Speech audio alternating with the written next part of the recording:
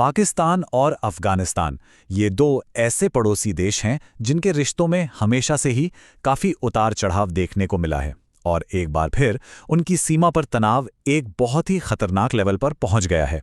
तो आज हम यही समझने की कोशिश करेंगे कि ये पूरा संकट आखिर शुरू कैसे हुआ, कैसे ये एक डिप्लोमेटिक मुद्दा बन गया और इसके जियोपॉलिटिकल मायने क्या हो सकते हैं। बड़े संकट की शुरुआत एक छोटी सी चिंगारी से होती है। इस मामले में वो चिंगारी थी बॉर्डर पर हुई एक बहुत ही हिंसक और दुखद झड़प। इसमें कई प्रदर्शनकारियों की दुर्भाग्य से मौत हो गई और बस यहीं से वो सिलसिला शुरू हुआ जिसने दोनों देशों को एक दूसरे के सामने लाकर खड़ा कर दिया।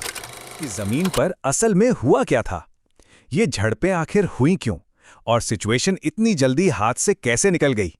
चलिए इस घटना को थोड़ा और करीब से देखते हैं। पाकिस्तान अफगानिस्तान की जो सीमा है, जिसे ड्यूरेंट लाइन भी कहते हैं, वो हिस्टोरिकली ही बहुत सेंसिटिव रही है। वहां तनाव अक्सर बढ़ता रहता है और इस बार भी कुछ ऐसा ही हुआ। एक विरोध प्रदर्शन देखते ही देखते हिंसक झड़पों में बदल गया। गोलियां चलीं और इसका नतीजा ये हुआ कि कई प्रदर्शनकारियों की जान चली गई।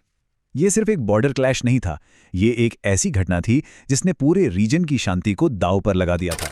मौतों की खबर काबुल तक पहुंची, इसने फौरन एक बड़े डिप्लोमेटिक संकट का रूप ले लिया। अफगानिस्तान की तरफ से जो रिएक्शन आया वो बहुत तेज और उतना ही तीखा था। इससे ये तो साफ हो गया था कि अब ये मामला सिर्फ बॉर्डर तक सिमटकर नहीं रहने वाला। सिर्फ किसी औपचारिक विरोध तक ही नहीं रुकी। इसके फौरन बाद अफगानिस्तान के विदेश मंत्री खुद सामने आए और उन्होंने पाकिस्तान को एक सीधी और बेहद कड़ी चेतावनी दे डाली। ये एक ऐसा कदम था जिसने दोनों देशों के बीच पहले से मौजूद तनाव में और आग लगा दी। ये जो बयान था, अगर आप शांति नहीं चाहते तो दूसरे विकल्प भी हैं, ये अपने आप में एक बहुत गंभीर चेतावनी है। डिप्लोमेसी की भाषा में ऐसे शब्दों का इस्तेमाल तभी होता है जब रिश्ते बहुत ही नाजुक मोड़ पर पहुंच चुके हों। ये साफ साफ दिखाता है कि अफगानिस्तान इस घटना को कितनी सीरियसली ले रहा था और पाकिस्तान पर प्रेशर बनाने की पूरी कोशिश कर रहा था। पड़ोसी देशों के बीच, खासकर ऐसे पड़ोसी जिनके पास परमाणु हथियार हैं, उनके बीच तनाव इस लेवल तक पहुंच जाए तो दुनिया की नजरें तो पड़ेंगी ही।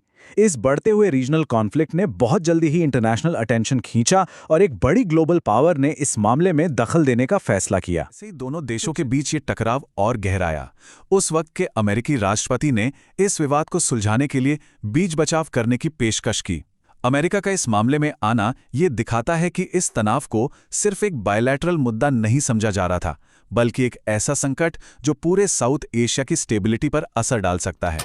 अगर हम एक साथ रखकर देखें तो इस संकट की पूरी तस्वीर क्या बनती है।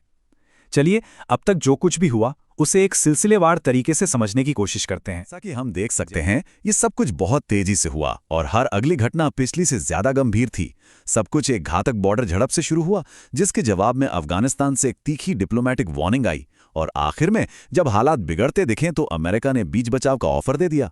ये क्लासिक केस है कि कैसे एक लोकल कॉन्फ्लिक्ट बहुत तेजी से एक इंटरनेशनल क्राइसिस बन सकता है। इस अस्थिर क्षेत्र के भविष्य को लेकर कई गंभीर सवाल खड़े करता है। क्या ये सिर्फ एक और बॉर्डर क्लैश था जिसे समय के साथ भुला दिया जाएगा, या फिर ये दोनों देशों के रिश्तों में एक नए और शायद ज्यादा खतरनाक दौर की शुरुआत है? क्या डिप्लोमेसी और मध्यस्थता से शांति का कोई रास्ता निकलेगा, या ये तनाव आगे और बढ़ेगा? इसका जवाब तो खैर भविष्य ही देगा।